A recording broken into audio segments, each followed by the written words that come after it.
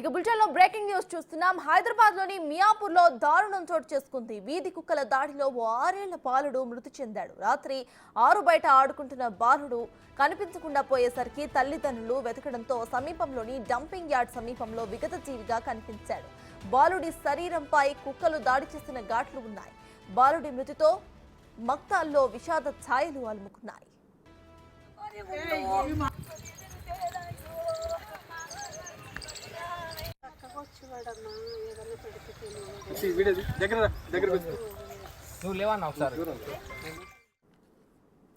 ఇదే విషయంపై పూర్తి డీటెయిల్స్ ను మా ప్రతినిధి సుజాత అందిస్తారు. సుజాత, చెప్పండి, ప్రెసెంట్ అక్కడ అప్డేట్స్ ఏంటి? పేరెంట్స్ ఏమంటున్నారు?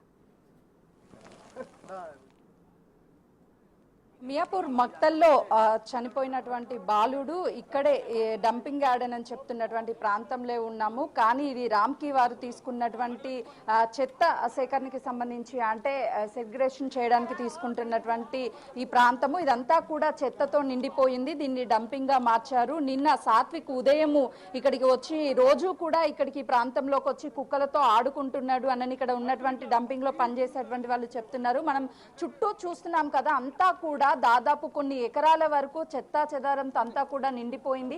ఇదొక స్కామ్ లాగా, అంటే ఎందుకంటే ఇక్కడ ఒక మంచి బిజినెస్ రన్ చేస్తున్నట్టుగానే మనకి చాలా క్లియర్ గా కనిపిస్తుంది. ఎందుకంటే చెత్తకి సంబంధించినటువంటి మొత్తాన్ని కూడా డంపింగ్ యార్డ్ లో డంప్ చేసిన తర్వాత దాన్ని మొత్తాన్ని కూడా ఇక్కడ నుంచి తరలించడానికి రామ్కి సంస్థ వాళ్ళు ఒప్పందం చేసుకున్నారు. కానీ ఇక్కడ ప్రైవేటు వ్యక్తులతో ఎవరికి వాళ్ళు ప్లాస్టిక్ కి సంబంధించి ప్లాస్టిక్ ని కానీ లేకపోతే వివిధ రకాల చెత్తకి సంబంధించి సపరేట్ గా వాళ్ళే డివైడ్ చేసుకొని దానిని మార్కెట్ లో అమ్ముకుంటున్నటువంటి పరిస్థితి ఉంది. ఇక్కడ కుక్కలు స్వైర విహారం చేస్తున్నాయనే చెప్పుకోవచ్చు. ఎందుకంటే దాదాపు కొన్ని ఎకరాల పాటు ఈ చెత్తనంతా కూడా ఎక్కడ పడితే అక్కడ డంప్ చేయడంతో అటు చిన్న పిల్లల్ని కూడా ఇక్కడికి వచ్చి ఆడుకుంటున్నట్టు, అంటే చుట్టుపక్కల కూడా స్కూళ్ళు ఉన్నాయి, మరోవైపు ప్రభుత్వ పాఠశాలలు ఉన్నాయి. అందులో కూడా ఈ పిల్లలు ఎవరైతే చదువుకుంటున్నారో వాళ్ళకు కూడా ఇక్కడ నుంచి దుర్వాసన రావడం, అదేవిధంగా ఇక్కడ చెత్త ఉండడంతో కొన్ని వ్యాధులు కూడా వాళ్ళకి వ్యాపిస్తున్నటువంటి సిచ్యువేషన్ ఉంది. మనం చూస్తున్నాం కదా, చాలా మంది అక్కడ చెట్టుకు ఉయ్యాలకి కట్టి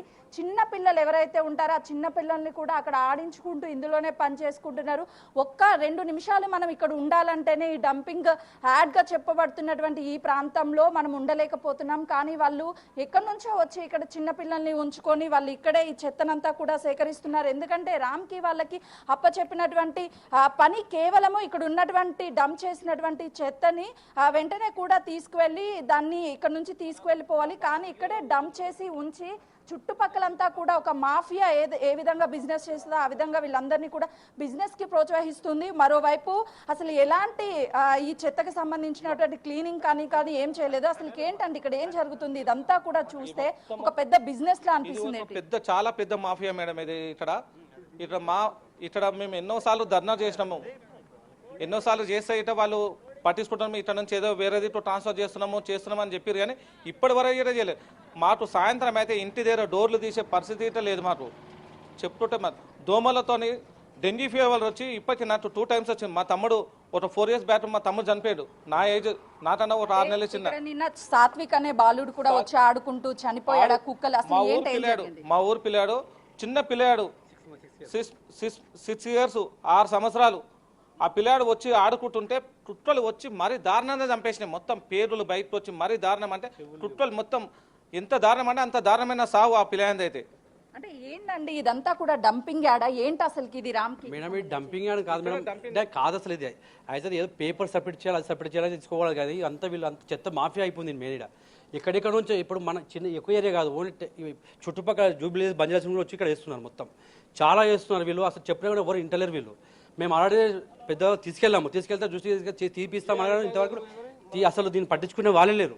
ఎంత బిజినెస్ చూడండి ఒకసారి, మీరు అక్కడ చూడండి ఎంత బిజినెస్ అయితే చూడండి. ఈగలు చూడండి ఎట్లా ఉంది. అసలు చాలా ఘోరం మేడం పరిస్థితి. ఇది పట్టించుకునే వాళ్ళే లేరు. అంటే మనం చూస్తే చుట్టుపక్కల స్కూల్స్ కూడా ఉన్నాయి, కొన్ని అపార్ట్మెంట్స్ ఉన్నాయి. అసలుకి ఎవరు రన్ చేస్తున్నారు ఏంటి? అసలు ఇక్కడ ఏం జరుగుతుందండి ఇదంతా? మేడం ఇది ఒక 2 సంవత్సరాల క్రితం ఈ కాలనీ పేరు HMT స్వర్ణపురి కాలనీ. ముందు పక్కన మక్తా ఉంటుంది. వీళ్ళంతా మా మక్తా సోదరులు.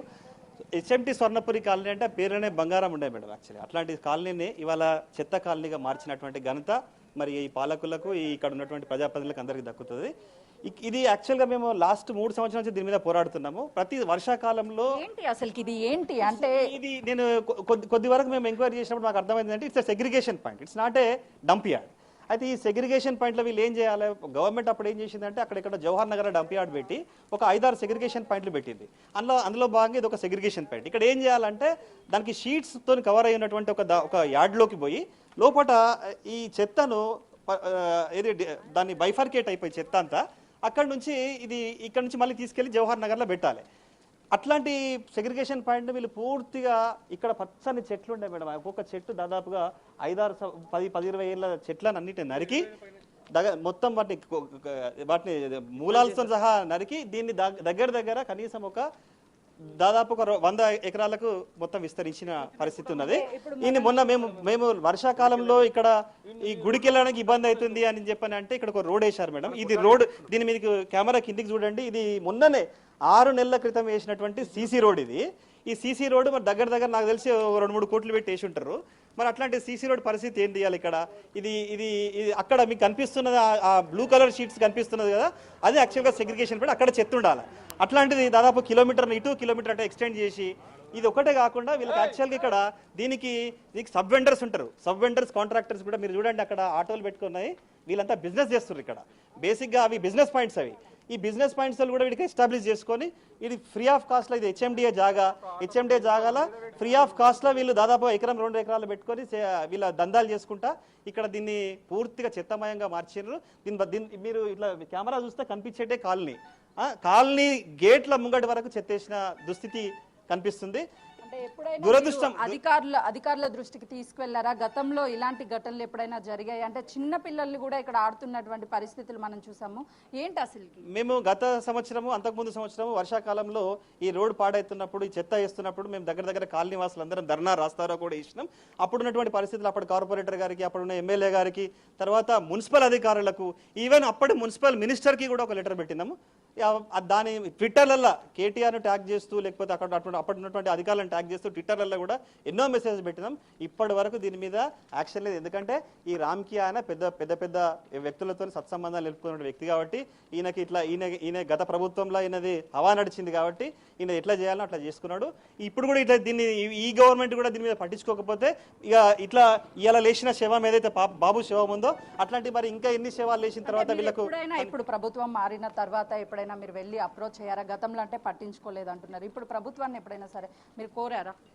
ఇప్పుడు మేము వాళ్ళు మొన్ననే ఏర్పడ్డారు కాబట్టి మేము ఆల్రెడీ కాలనీ వాసులు అందరం కూడా లెటర్లు కూడా రెడీ చేసుకొని పెట్టుకున్నాము. ఇప్పుడు అందరూ మంత్రి దగ్గర నుంచి మొదలు పెడితే ఇక్కడ ఉన్నటువంటి జోనల్ కమిషనర్ వరకు అందరికి కూడా మేము అప్లికేషన్ ఇవ్వాలని చెప్పి మొన్ననే నిర్ణయించుకున్నాం. ఈ లోపే ఈ దారుణం జరిగింది. ఈ చెత్త ఉండడం వల్ల ఇక్కడ 500 నుంచి 1000 కుక్కలు ఉన్నాయండి దీంట్లో. ఇవి ఏం చేస్తాయి, రాత్రిపూట కాలనీలలో పోవడము, తర్వాత రోడ్డు మీద వస్తున్నట్టు పాదచారుల మీదకి ఎగబడము, చాలా దారుణం. మీరు ఈగలు, దోమలు, అసలు అబ్బా ఇది ఇక్కడ బతుకుతున్నామంటేనే కూడా చూస్తున్నాం కదండి. గతంలో కూడా అటు మంత్రి స్వయాన కేటీఆర్ మాజీ మంత్రి ఉన్నప్పుడు కూడా స్వయాన కుక్కలకి సంబంధించి రీబర్త్ కాకుండా కుక్కలకి చేసామని తెలంగాణ ఉన్నప్పుడు మాకు ఏ ప్రాబ్లం లేవు, మాకు అన్ని మంచిగా అంటే కుక్కల రీబర్తింగ్ సెంటర్ కి సంబంధించి కూడా అనేక ఫిర్యాదులు ఉన్నాయి అనేది చేశారు. అయితే గతంలో కూడా ఇక్కడికి వచ్చినటువంటి కుక్కలకి సంబంధించి కావచ్చు, అదే విధంగా రామ్ కి సంబంధించినటువంటి ఇక్కడ సెగ్రేషన్ ఏదైతే చేస్తామని చెప్పేసి తీసుకున్నారో ఆ తర్వాత మాత్రము పూర్తి స్థాయిలో ఇక్కడ ఎక్కడా కూడా చేయకపోగా పెద్ద ఎత్తున, ఎందుకంటే ఇది దాదాపు 4-5 కిలోమీటర్ల వరకు కూడా ఉంది. సార్ చెప్పండి సార్, ఇలాంటి ఘటనలు జరుగుతున్నా ఎందుకు అధికారులు చూసి చూడనట్టుగా వ్యవహరిస్తున్నారు?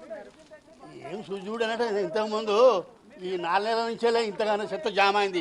అంతమంది ఇంత లేకుండే రోడ్ వేసినట్టే ఉండే, అటు దూరాన ఆ మిషన్ అటు బారేసేది. అయితే చూస్తున్నాం కదా, వీళ్ళంతా కూడా బిజినెస్ పర్పస్ మాత్రమే కేవలము ఇక్కడ చెత్తను నింపుతున్నారు. అటు రామ్కి సంస్థకి సంబంధించి వెనుక పెద్ద వ్యక్తులు ఉన్నారు, అందుకే కేవలము వీళ్ళు ఇష్టానురాజ్యంగా ఇలా బిజినెస్ చేస్తున్నారు. ఎందుకంటే సెగ్రేషన్ చేసే టైంలో కేవలము ఆ పాయింట్ ఏదైతే ఉందో మనకి ఆ బ్లూ కలర్ కనిపిస్తుందో అక్కడ మాత్రమే చెత్తనంతని తీసుకువెళ్ళి దాన్ని డివైడ్ చేసిన తర్వాత దాన్ని తిరిగి తరలిస్తారు. కానీ ఇక్కడ మొత్తం ఒక డంపింగ్ యార్డ్ లాగా డంప్ చేసి ఎవరికి వాళ్ళు స్వతహాగా బిజినెస్ చేసుకోవడానికి ఒక అడ్డాగా మారిందనే చెప్పాలి.